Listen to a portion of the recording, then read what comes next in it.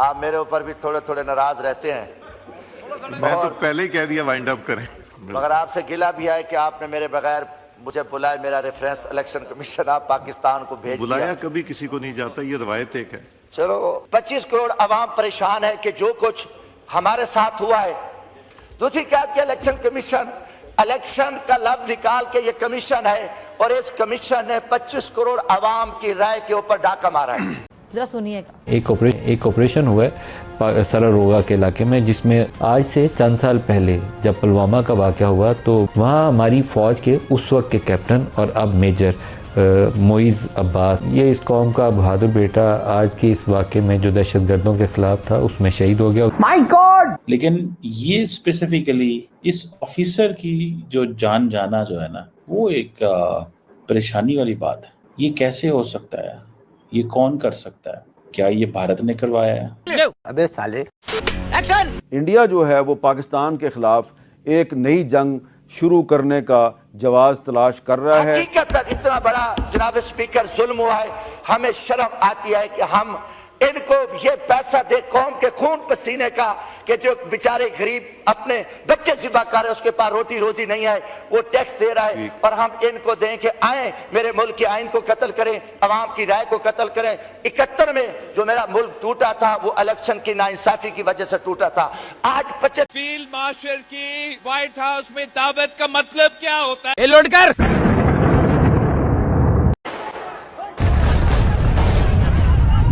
पाकिस्तान का बहुत बड़ा हाथ है जो आज अटैक्स हुए हैं दोस्तों। क्या किसी शिकस्त शुदा कौम की जनरल को दावत दिया जाता है? या आज मैंने एक ईरानी को कहा कि जंग में हम आपके साथ खड़े हैं। उसने कहा 80 साल से आप खड़े हैं, लेट जाएं, थक गए होंगे।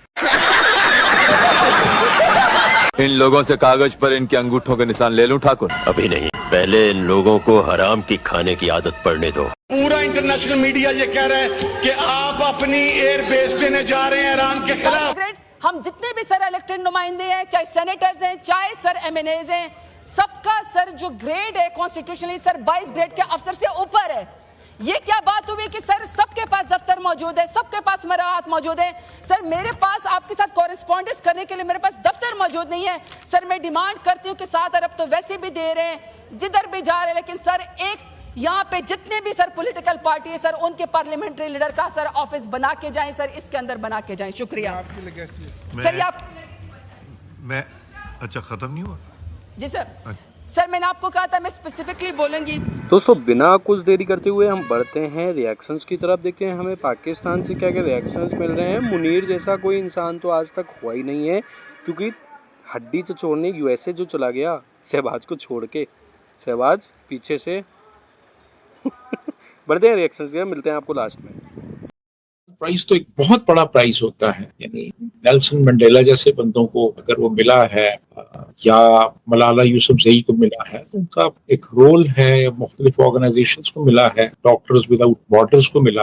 अब आप सदर ट्रंप को भी आप नॉमिनेट कर रहे हैं। मेरे ख्याल में तो उनको किसी और मुल्क ने भी नॉमिनेट नहीं किया इसके लिए। सर हम तो मक्खन लगा रहे हैं ना सर, हम तो बटरिंग कर रहे हैं ना। हाँ, तो मेरा मतलब है कि ये इसकी कोई जरूरत नहीं थी, इसकी नॉमिनेट करने की कोई जरूरत नहीं थी, नोबेल प्राइज के लिए नॉमिनेट करने की। तो हर बंदा नाला है इससे पाकिस्तान में। इवन वो जो बड़ी एक क्लोज हैं, वो जो मिनिस्टर हैं मरियम औरंगजेब, उन्होंने भी एक, मैं अभी देख रहा था थोड़ी देर पहले, तो वो कह रही थी कि जाती तौर पे तो मैं इसके हक में नहीं। तो सर हमने यू टर्न भी तो मारा है, सर हमने यू टर्न भी तो ले लिया है। जब उन्होंने ईरान पे अटैक किया अमेरिका ने, तो हमारे यहाँ के कई लोग जो है उन्होंने यू टर्न भी ले लिया। उन्होंने कहना शुरू कर दिया जी वापस ले लेना चाहिए। हाँ, यू टर्न लिया, लोगों ने यू टर्न लिया और पाकिस्तान ने कंडेम भी कर दिया। लेकिन अमेरिकन वाइस प्रेसिडेंट ने कहा है जी कि जिन जिन मुल्कों ने कंडेम किया है ना, प्राइवेटली इन्होंने कहा है जी कि अब हमारी मजबूरी है कि हम कंडेम कर रहे हैं, अदरवाइज आप प्लीज इसको सीरियसली ना लें जी। लेकिन सर इन दोनों कंट्रीज की लड़ाई से जो बार बार कहा जा रहा है कि जी सीज फायर हो गया, उसके बाद कहते नहीं, उसके बाद फिर वायलेशन की गई है, फिर से अटैक हुआ है, लेकिन इससे सर हमारे खास तौर पे पाकिस्तान के ऊपर क्या असरात पड़ सकते हैं? हमारे यहाँ मतलब महंगाई भी हो सकती है या किसी और तरह का अमेरिका की तरफ से कोई दबाव आ सकता है। दूसरी तरफ चाइना है, चाइना तो ईरान के हक में। तो हम इस वक्त बहुत मुश्किल नहीं फंसे हुए हैं कि हमें अमेरिका को भी खुश रखना है और हमें ईरान को भी नाराज नहीं करना है। बहुत मुश्किल सूरत हाल है, और जब आप हर किसी को खुश रखने की कोशिश करते हैं तो फिर आखिर में कोई भी आपसे खुश नहीं होता। तो आपको बहरहाल अपनी एक वाज़ेह पॉलिसी तो देनी चाहिए ना कि आप क्या चाह रहे हैं या आपकी स्टेट पॉलिसी क्या है। एक तरफ आप अमेरिका के साथ पींगे बढ़ा रहे हैं, दूसरी तरफ आप चाहते हैं कि चीन के साथ भी आपकी दोस्ती रहे, तो फिर आपको एक स्टेज आती है कि कुछ चीजें प्रायोरिटाइज करनी पड़ती हैं कि आपके लिए ज्यादा इंपॉर्टेंट क्या है। तो अब मेरा ख्याल है कि हम एक क्रॉस रोड्स पे हैं इस वक्त। हमें अब ये तय कर लेना चाहिए कि हमने अमेरिका के साथ जाना है या चाइना के साथ जाना है। दोनों के साथ अब शायद जाना मुमकिन ना हो हमारे लिए, जो सूरत हाल इस वक्त बन चुकी है इस रीजन में। तो मेरा ख्याल है कि वो जो मीटिंग हुई है वॉशिंगटन में, व्हाइट हाउस में, उसमें बहुत सी चीजें ऐसी भी डिस्कस हुई हैं जो अभी हमारे यहाँ डिस्कस नहीं हो रही। लेकिन सर हमारी ओवरऑल हमारी पॉलिसी आपको इस वक्त क्या दिखाई देती है? एज अ पाकिस्तानी सिटीजन आपको क्या लगता है कि इस वक्त जो पाकिस्तान पॉलिसी लेकर चल नहीं टिल्ट उसका नजर आया, जबकि पाकिस्तान जो है वो एक दफा इसहाक डार साहब तो अपने सिग्नेचर करके कुग्गी मार के भेज चुके हैं जो रिक्वेस्ट है वो for the Nobel peace prize for president Trump. अच्छा तो ठीक है, आपने वो भेज दिया क्योंकि आपका वो स्टैंड था कि इंडिया और पाकिस्तान के बीच जंग बंद करवाई प्रेसिडेंट ट्रम्प ने, इसलिए आप ये कर रहे हैं। लेकिन अब जो आप कंडेम कर रहे हैं अमेरिका के हमले को, वो कैसे कर सकते हैं? एक ही तरफ रहा जा सकता है ना, वो भी हो रहा है। पाकिस्तान की तरफ से कंडेम किया गया कि जी ईरान पे जो हमला किया गया उसकी बड़ी मजम्मत करते हैं वगैरह वगैरह, इस तरह की चीजें।